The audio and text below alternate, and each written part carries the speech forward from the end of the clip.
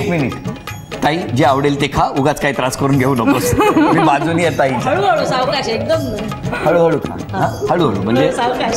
सुरुवातीला 1 पीस, मग 2 पीस, मग वाटीभर, मग हंडी, असं सगळं. हां, तिसरी अपेक्षा काय आहे?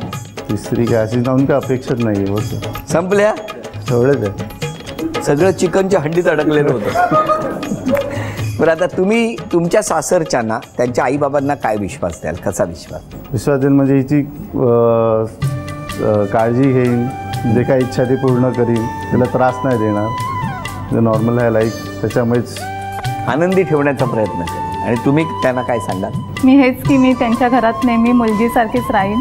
त्यांना पिंकी ताईची नेहमी आठवण येत असते, ती कधी कमी करून म्हणजे पडणार नाही, आणि मी मुलीसारखीच राहील त्यांच्या घरामध्ये. Very good. तुम्ही आता सांगा, माहेरच्या कुणाला मिस करता किंवा कराल? मम्मी आणि पप्पा दोघांना खूप मिस करेन. पण पप्पांचा खूप जीव आहे. हो, खूपच. हां, पण मगाचपासून कार्यक्रम सुरू आहे, कुठलं ना कुठलं कारण काढून पप्पा हातात रुमाल घेतातच आहे. आणि जसजसं लेकरू चाललेलं आहे सासरी, वाटणं स्वाभाविक आहे. हो ना? त्यांच्याशी ते सोनाला खात नाही, जेवत नाही. सोनाला इथे जेवेल असं त्यांची खूप. तिला फळं काय हवे ते मागितलं, मला फळं आणाय सगळं घेऊन या तिला. असं या आल्याशिवाय जेवत नाही जेवत आम्ही, कोणीच नाही जेवत.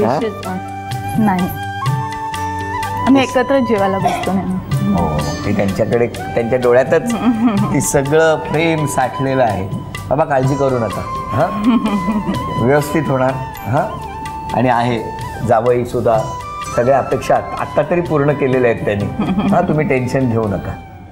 तुम्हा दोघांनाही शुभेच्छा देतो आणि देतो झी मराठीकडून हे चांदीचं नाणं तुमच्यासाठी.